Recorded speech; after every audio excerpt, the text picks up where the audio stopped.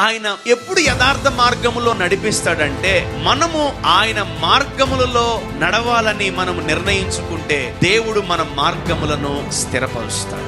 ఆయన ఒక మార్గాన్ని క్రియేట్ చేసాడు ఈ భూమి మీద. ఈ భూమి మీద ఎలా గెలవాలి, దేవుని బిడ్డల్లాగా ఎలా బతకాలనేది ఒక ట్రాక్ సెట్ చేశాడు. ట్రైన్ ఎక్కడ పడితే అక్కడ పోతాయి, ఆ ట్రాక్ మీదనే పోతాయి. ఆ ట్రైన్ ఎవరు కాదు, నువ్వు నేనే. ఒకవేళ ట్రైన్ ట్రాక్ తప్పితే బతికేదే ఉండదు ఆప్షన్. నీ జీవితంలో ఎంతమంది లోకంలో పిలిచినా నువ్వేం చేయాలి? ఈ పట్టాలు తప్పకూడదు. చాలా సార్లు ట్రైన్లు సిగ్నల్ పడితే ఆగిపోతాయి, మంచిదే, యాక్సిడెంట్ కూడా అవ్వవు. కానీ గుర్తుపెట్టుకోండి, పట్టాలు తప్పితే ట్రైన్ ఫ్యూచర్ ఉండదు.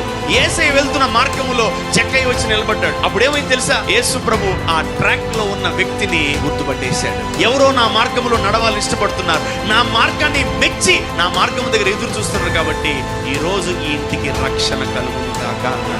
ఎవరు ఎన్ననుకున్నా పర్లేదు, నేను ఒకటే చెప్తున్నాను, యేసయ్య గురించి మనం ఆలోచించాలి.